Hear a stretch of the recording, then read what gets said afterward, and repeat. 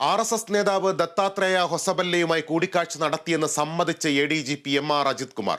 സ്വകാര്യ സന്ദർശനം മാത്രമായിരുന്നുവെന്ന് മുഖ്യമന്ത്രിയുടെ ഓഫീസിന് ADGP വിശദീകരണം നൽകി. സംഭവം നേരത്തെ അറിഞ്ഞിട്ടും സർക്കാർ കണ്ണടച്ചെന്നാണ് ഇപ്പോൾ ഉയരുന്ന ആരോപണം. Paramekkavu വിദ്യാമന്ദിറിൽ RSS ക്യാമ്പിനിടെയായിരുന്നു ADGP MR Ajith Kumar RSS നേതാവ് ദത്താത്രേയ ഹൊസബല്ലയുമായി കൂടിക്കാഴ്ച നടത്തിയത്. RSS പോഷക സംഘടനയായ വിജ്ഞാന ഭാരതിയുടെ മലയാളിയായ ദേശീയ ഭാരവാഹി ഓടിച്ച വാഹനത്തിലാണ് ADGP കൂടിക്കാഴ്ചയ്ക്ക് എത്തിയത്.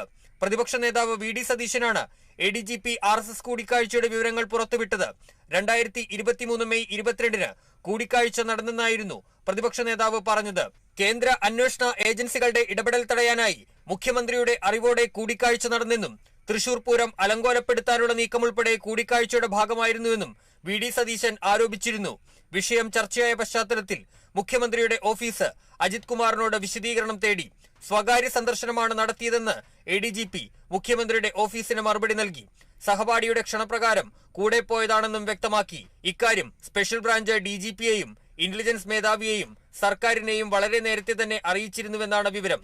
എന്നാൽ കൂടിക്കാഴ്ച നടത്താൻ ADGP സ്വകാര്യ വാഹനത്തിൽ പോയത് അറിഞ്ഞിട്ടും വിഷയത്തിൽ സർക്കാർ കണ്ണടച്ചെന്നാണ് ഇപ്പോൾ ഉയരുന്ന ആരോപണം. Kerala vision news, Thiruvananthapuram.